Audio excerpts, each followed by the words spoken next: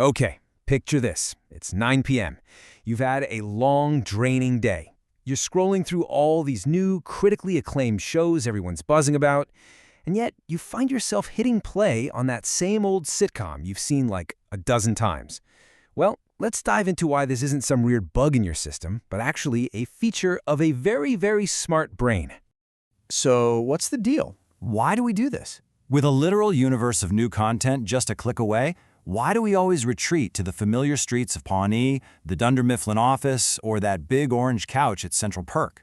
It's a question a lot of us have probably asked ourselves, right? And the answer is surprisingly simple, and honestly, it's incredibly reassuring. This little habit, it's not about being lazy or unadventurous. Nope. It's an active, intelligent strategy that your brain uses to protect itself in a world that is just constantly demanding your energy. It's basically a form of self-preservation. To really get why, we need to start with something I like to call the 4K data problem. And it's all about the massive cognitive load we're under pretty much every single day. Think about it in terms of the media you watch. When you start a brand new show, your brain has to kick into high alert mode. It's processing all these new faces, it's trying to track complicated plot twists, and it's analyzing every character's motivations. I mean, that requires a huge amount of processing power. But here's the real kicker. Your brain is already doing that all day long. Navigating rush hour traffic, trying to figure out the tone of a work email, just keeping up with the endless scroll on social media. That's all high-effort 4K data input. And the result of all this constant processing is a state psychologists call emotional absorption. You know, think of your brain like a phone battery. By the end of the day, your cognitive and emotional processing tank is just completely empty. You've got nothing left to give.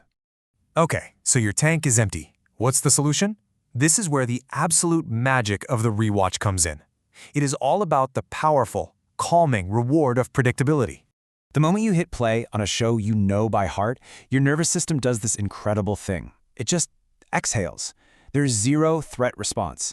You already know the jokes, you know the conflicts are all going to get resolved, and you know your favorite characters are going to be okay. Your brain can finally stand down. And you know, there's some really simple brain chemistry behind this. The uncertainty of a new show, like a sudden plot twist or a character you love being in danger, can literally raise your levels of cortisol. That's the main stress hormone. Your brain is on guard, and that is exhausting. But a familiar show, it does the exact opposite. You know a funny line is coming or a really touching moment is about to happen. Your brain anticipates that positive outcome and gives you a nice, clean little hit of dopamine, the reward hormone. And this is the core benefit. You get all the good feelings, that little dopamine reward, without paying what we could call the cortisol tax of uncertainty. It's all reward, zero risk. You are quite literally regulating your own nervous system. It's amazing. This brings us to our next big idea, thinking of your comfort show as a kind of mental safe harbor, a place your brain can just go to feel completely and totally secure. Now, this is probably my favorite analogy for it. A new show is like a first date. It's super high effort, right? You're on edge, you're analyzing every little cue, trying to figure out what's going on. But a rewatch? That's like hanging out with a childhood friend.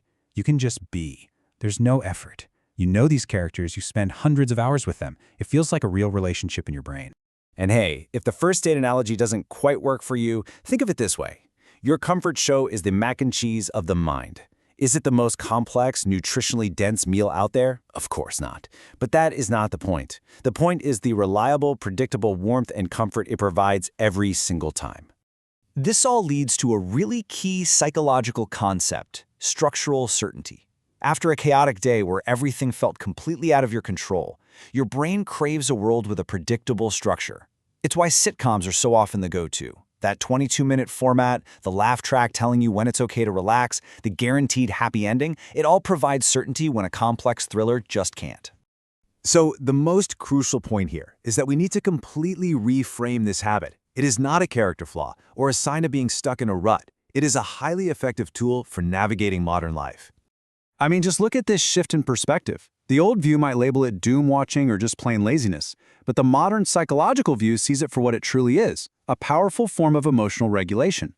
It's not a waste of time. It's a tool that helps you protect your cognitive focus for the things that really matter.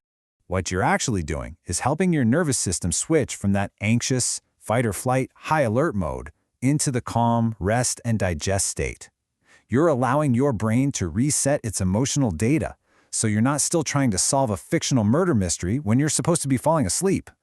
Okay, so let's wrap this all up with a new way to think and talk about your viewing habits, one that empowers you to really own this smart brain strategy. So, the next time a friend asks you why you're rewatching that show again, you've got a new answer. You can just look at them and say, I'm optimizing my emotional data. I mean, it sounds a lot more professional, doesn't it? But this really brings us to the final and maybe most important question. What's that one show for you? What is your go-to safe harbor that you can practically recite from memory?